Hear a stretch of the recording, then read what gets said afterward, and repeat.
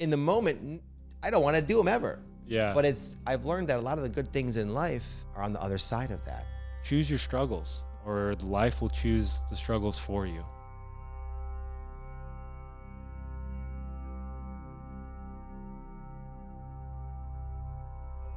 All right. Welcome back, everyone, to the Mind Body Mentor podcast. I'm sitting here with my good brother, Victor Oddo, who was just on this podcast not long ago. And we had so many incredible responses that I had to bring him back on. So it's an honor to have you here, brother. Awesome. It's a pleasure and an honor to be back as well, Stephen. Thank you. You know, for those of you that don't know, I just moved here to Austin. The community has absolutely welcomed me here so much. It feels so good to be here. And I just held the Somatic Breathwork team, and I just held a massive session here in Austin.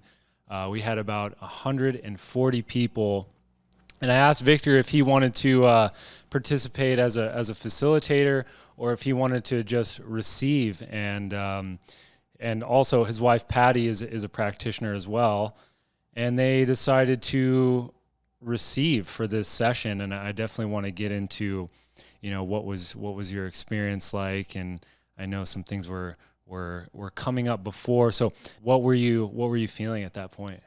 My own sort of spiritual shadow work journey, if you will, has sort of become intertwined with when you happen to be doing a breathwork session. So it's always like very timely, I would say, when it's either online or in person. So, and also because as a practitioner, I generally like to do like the talking and the guiding. I don't even go around that much. Yeah. So yeah. I'm not even that much of a practiced practitioner in that regard anyway. So I was like, yeah, if you're cool with it, man, I'd love to receive. That was like, there was no real debate in where I was leaning in that regard. Yeah. It was just a full body yes to receive. Yeah. And that's the thing that a lot of people, I think it's important for a lot of people to understand, especially with this modality. There's so many different ways to utilize it. Myself being a bodywork practitioner, that's kind of my background.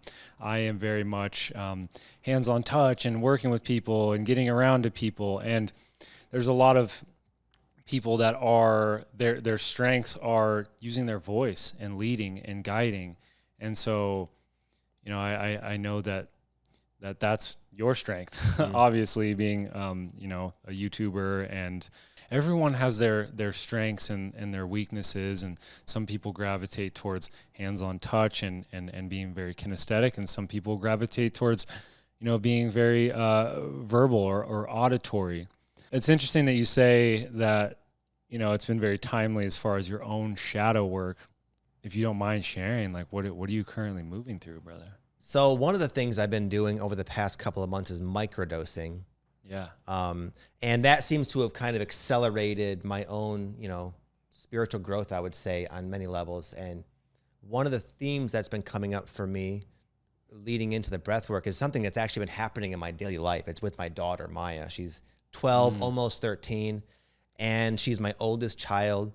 And we just found out that she was struggling in school and having some kind of issues, nothing too serious, but it's like an emotional place me and my wife, Patty, have never been to in our life. And it's just really, really hard raising a teenager. It's like one of the hardest things I've ever done emotionally. And one of the hard parts of it is realizing you don't have that much control anymore.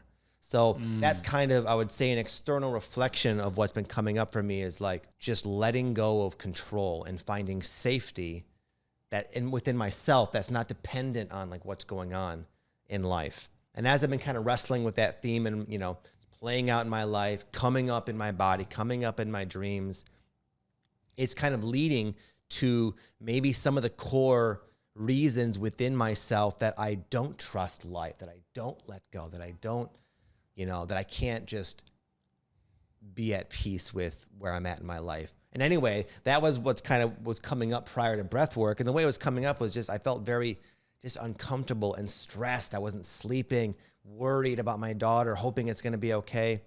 And I kind of came into the session with that, I would say, feeling just very pent up with a lot of unresolved, unexpressed emotions. So before leading up to the breath work, that was already kind of coming up for you? Yeah. And it was currently unresolved. We're in kind of a really nice place right now. You know, when things come up in your life, initially they can be resisted and it's a problem, as people say. Yeah. But then eventually a lot of good comes out of it as you sort of evolve from that catalyst of the problem. But prior to the session, it was like I was like in it. You know, I was in it. And I also experienced generally a lot of just resistance, almost like there's a part of my ego that knows it's about to head into something that's going to like maybe shed some light on it, like breathwork or plant medicine. Yeah. So it's not that uncommon for me generally just to like prior to something like that to feel very resistant. And I get very, I would say like grouchy and like cynical.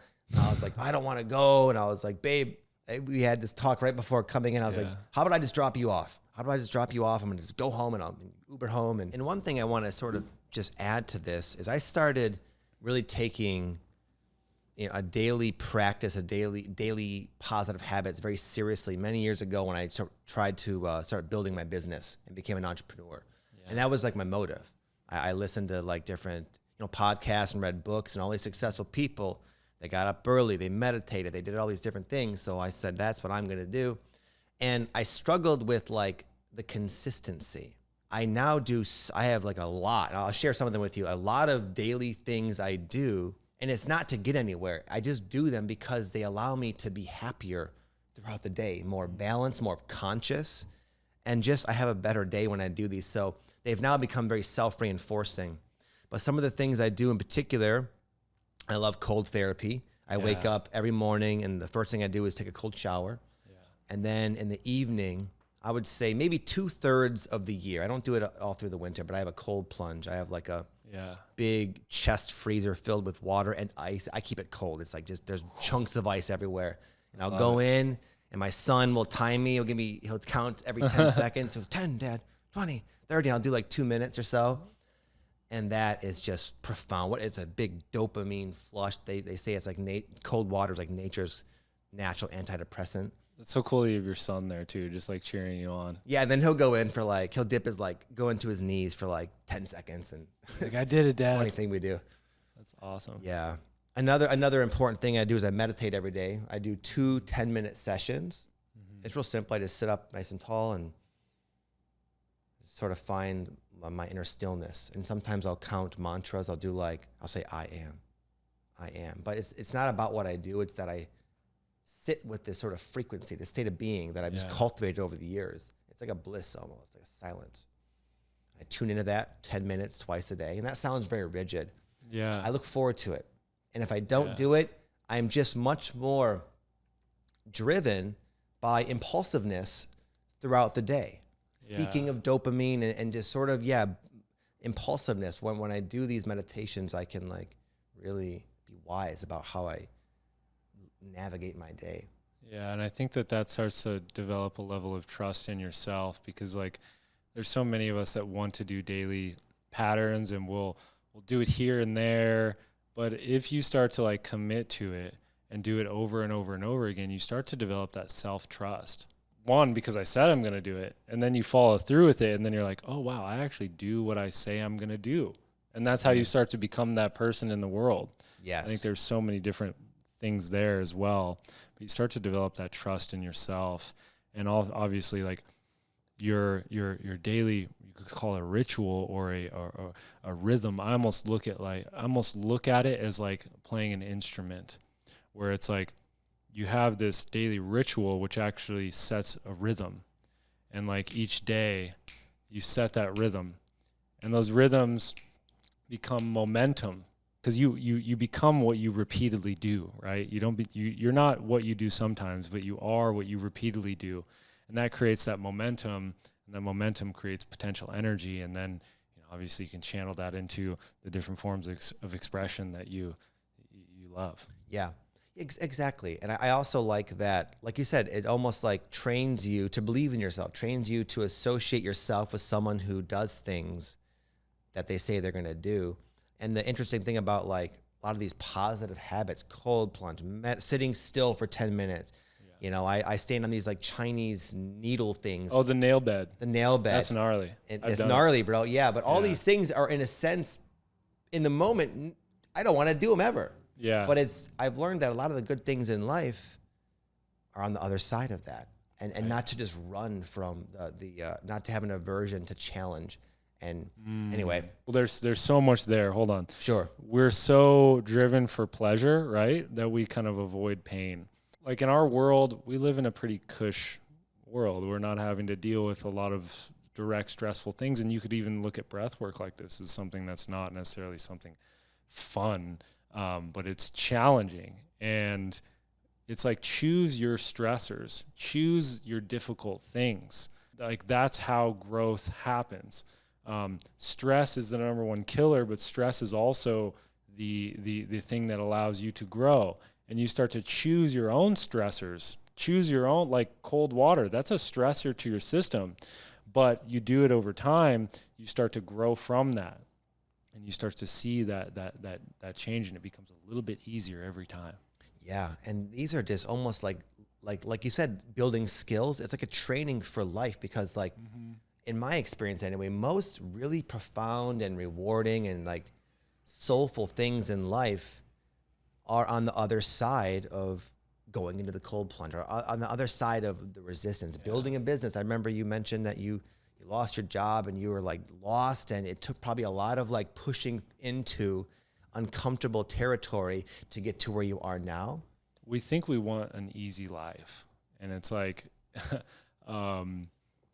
the easy life is never it's never rewarding. We actually want a purposeful life, and to have a purposeful life is to overcome things. We, like, all of life is striving for growth. You look at these trees, they are fighting gravity all the time. They're fighting all the weather, the wind, the storms, the snow, all of these things, and those are the things that make them stronger. It's not the easy things, it's not the pleasurable things, but it is the hard things. I don't think I've said this on my podcast before, but you know, in 2020 when COVID happened, I lost my job. I lost my home. And I was kind of just in this place where I didn't have anything. Being fully in that state was like, and my current living situation, my current job, I liked it, but it wasn't like soul fulfilling. So really like taking those couple months and like really being in that, like, I don't have anything and this sucks, but what do I actually want to do? It was the best thing that ever happened. It was the most difficult time in my life, but it actually allowed me to kind of go in and figure out, okay, what do I actually want? And that actually was the opportunity that allowed me to really kind of take all of the different things that I had learned and put them into this one thing that now is, you know, somatic breath work, but is much more than that. It's a global mission to help people express and to feel like they're not alone, and to allow, you know, spaces and places where people can express emotions in a healthy way. Choose your struggles, or life will choose the struggles for you.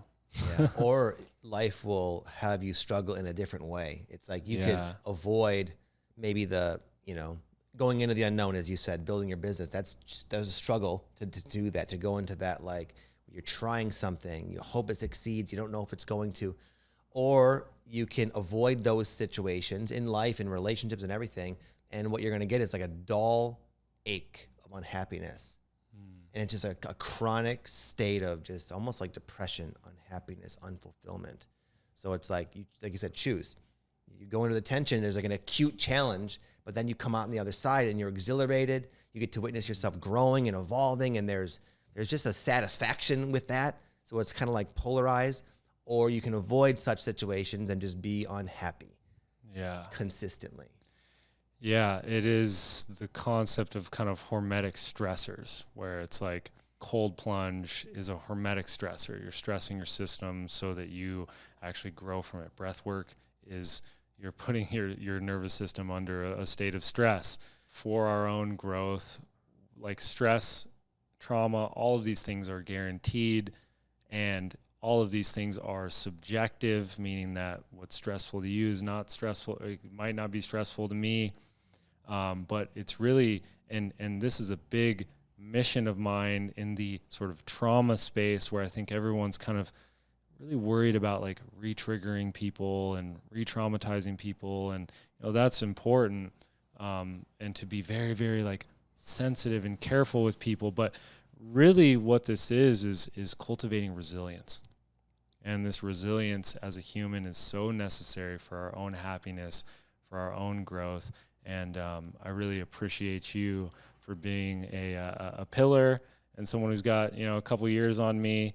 And I remember when I was in Sedona and I was still kind of just doing body work and, you know, spending time around you and Aaron, and I saw what you guys had created, and there was a part of me that was kind of envious or like just not necessarily envious, but really striving and wanting to create that for myself. And I'll never forget, I was showing you, I think it was like my Instagram or something, and I was like showing you these different videos. There was a couple videos that I had posted, and you said something to me that will always like land for me. And he's like, are these videos for you or is it for other people? Like, look and see what like the world is responding to. And that was a big shift for me, because I started to like, okay, what is the actual world responding to, instead of like what I think that my purpose might be or what I want to put out there. It's like, no, what is actually the world wanting? So if you found this of value, if you found this helpful, leave me a comment below, hit the like, hit the subscribe, and I'll see you in the next video.